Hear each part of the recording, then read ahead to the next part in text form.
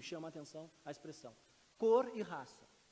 Já a separação, a colocar lado a lado cor e raça, nos faz perguntar o que isso quer dizer com cor, o que isso quer dizer com raça, qual é a relação de um elemento com o outro, como se compreender a enunciação de dois e não só de cor, ou não só de raça. Bom, isso já está presente na Lei 12.990, no artigo 2º. Ainda nela, o parágrafo único, esse artigo 2º, fala da possibilidade de uma constatação de declaração falsa. Esse é o termo, nós sabemos, que a Lei 12.990 usa, essa expressão, constatação de declaração falsa. Quando alguém fala em constatação, evidentemente pressupõe que existam, portanto, critérios externos a essa declaração que podem ser aplicados e podem nos ajudar a entender essa autodeclaração. Critérios de heteroidentificação. A resolução do CNJ, então saindo da Lei 12.290, a resolução do CNJ, a resolução 203 de 2016, no artigo 5º também fala de autodeclaração. A resolução 203 do CNJ basicamente copia a Lei 12.990 sem muito inovar. E ao copiá-la, fala no artigo 5º, parágrafo 2º, de presunção de veracidade. Interessante, tanto quanto eu pude apreender, a Lei 12.290 não usa essa expressão presunção de veracidade. Já a resolução 203 do CNJ usa essa expressão presunção de veracidade, e aí a resolução continua. Presunção de veracidade com possibilidade de constatação de declaração falsa, que é o que está na Lei 12.290. Já a resolução 170 do Conselho do Ministério Público, ela é bem mais detalhada, digamos assim. Ela, no bom sentido, inova em relação ao texto, se a gente compara com a Lei 12.990 e com a Resolução 203 de 16. Em que sentido?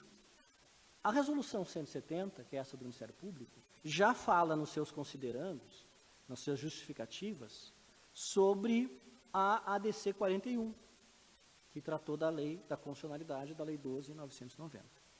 E repete ali nas suas justificativas as expressões utilizadas no julgamento do Supremo da ADC 41, que fala que, além da autodeclaração, estou lendo, podem ser utilizados critérios subsidiários de heteroidentificação, respeitada a dignidade. Isso está dito lá nas justificativas, nas considerandas da Resolução 170 do CNMP.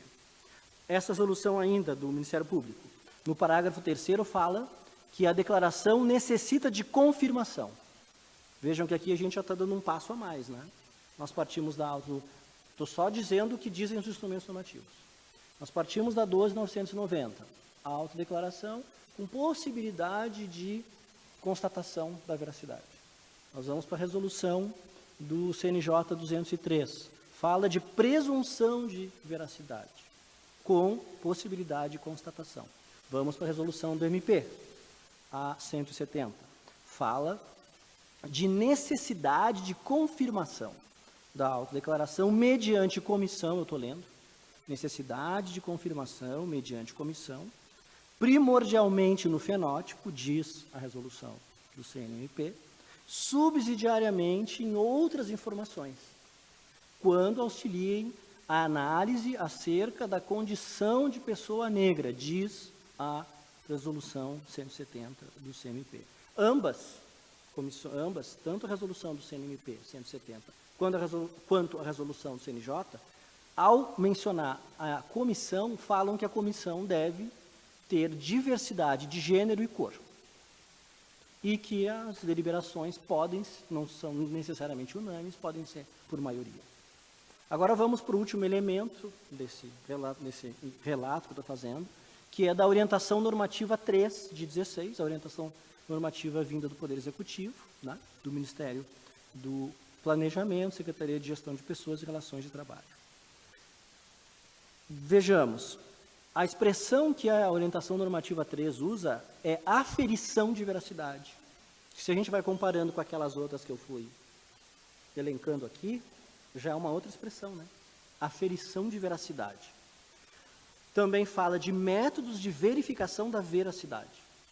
E aí usa no plural, e eu gostaria de explorar aqui na nossa conversa esse plural, usa no plural a seguinte menção: formas e critérios tão somente relacionados a aspectos fenotípicos.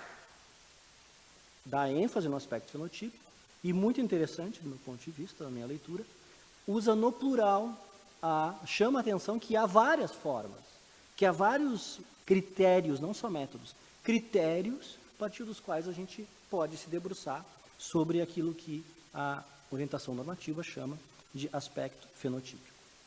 Espero não ter cansado vocês com essa exposição, assim, fazendo essas comparações de o que cada instrumento usa, tentando buscar o quê? Tantas potencialidades, não só entender o momento que eles surgiram, mas também as potencialidades e aquilo que eles podem avançar, os que já existem, sem prejuízo, evidentemente, de pensarmos, especialmente os gestores públicos, que têm essa responsabilidade e essa expertise, instrumentos melhores do que os que a gente já tem. A gente pode, talvez, ver dois grupos de afirmações aí, olhando a lei, a resolução do CNJ, a resolução do Ministério Público e a orientação normativa 3 do Ministério do Planejamento. Um grupo de afirmações, um grupo de determinações, é bem forte em torno da ideia de autodeclaração. Isso tem nós sabemos também, né? Isso tem um histórico normativo bem importante, que é a Convenção 169, da Organização Internacional do Trabalho, que é um instrumento internacional de direitos humanos, que foi incorporado no direito brasileiro numa condição forte, segundo usa o Supremo tecnicamente, norma supralegal, ou seja, acima de todas as leis que possamos imaginar, acima das leis complementares, das leis ordinárias, das leis delegadas, das medidas provisórias, assim por diante, acima de tudo isso.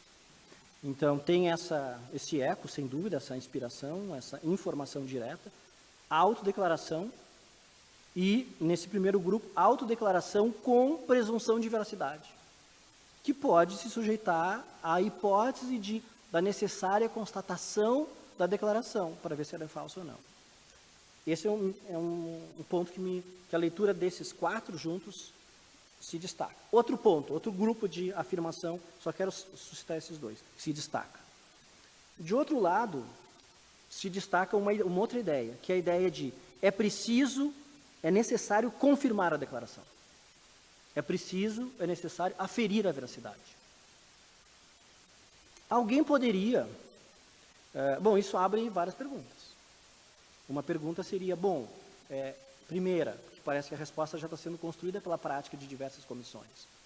Dos candidatas aprovadas, as pessoas que obtêm a pontuação suficiente, todas devem experimentar esse procedimento de usar as palavras aferição da veracidade, ou constatação da declaração. Pode nos levar para isso. Outra ideia que pode vir daqui é que, além das pessoas terem que se submeter, no bom sentido, a esse procedimento, talvez alguém se perguntar, será que não tem uma certa contradição de um lado falar autodeclaração com presunção de veracidade? E do outro lado dizer, não, você tem que se constatar um teste de aferição, uma confirmação. Não necessariamente há contradição aqui. Porque isso pode simplesmente nos dizer o seguinte, quando a pessoa se apresenta perante a comissão, a palavra dela, de início, é levada a sério. A boa-fé dela, parte-se da boa-fé dela.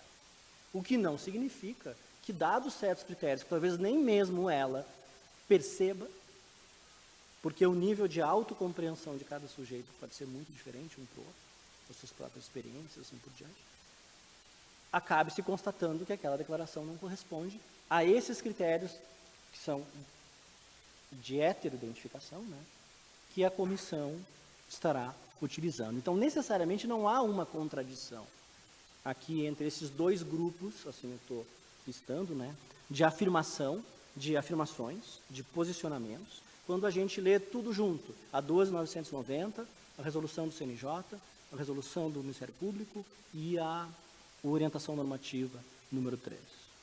Eu acho que voltando ao início da minha fala, A primeira tarefa do judiciário é aplicar a Constituição, aplicar o direito vigente, compreender o direito vigente, a Constituição, no caso, significa levar a sério um mandamento antidiscriminação, um mandamento antirracismo, que estão ali.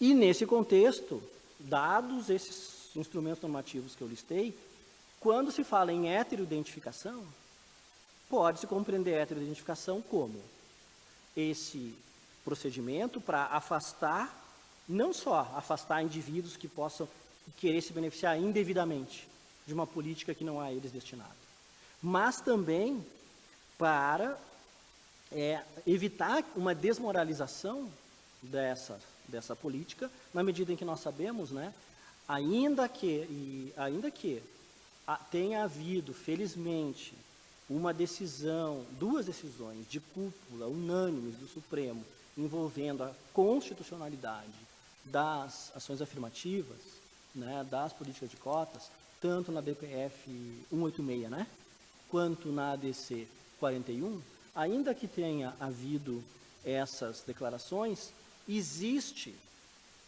por parte de vários operadores do direito, e não só do direito, várias forças sociais, assim por diante, uma resistência à política de ação afirmativas, e particularmente a cotas.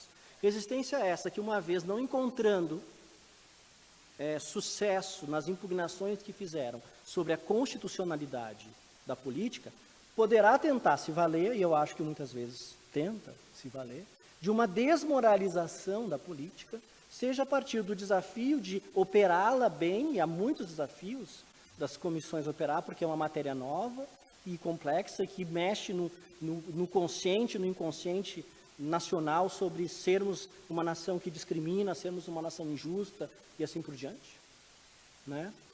E essa vontade de tornar inoperável pela impugnação das formas como as comissões funcionam.